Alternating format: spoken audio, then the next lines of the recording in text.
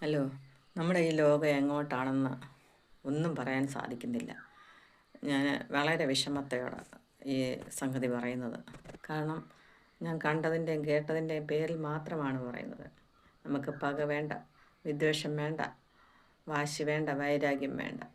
ഇന്ന് വാശിയും വൈരാഗ്യവും പകയും വിദ്വേഷവും ഒക്കെ കടന്നുകൂടിക്കൊണ്ട് എന്തെങ്കിലും ഒന്ന് സംസാരിച്ചു കഴിഞ്ഞാൽ അത് ആ വാക്കിലൂടെ അടി പിടി വെട്ട് കുത്ത് പലതും സംഭവിക്കുന്നു.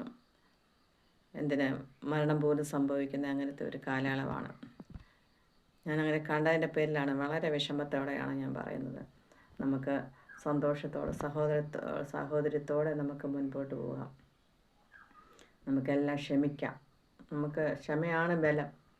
നമുക്ക് ക്ഷമിച്ചുകൊണ്ട് നമുക്ക് മുൻപോട്ട് പോകാം.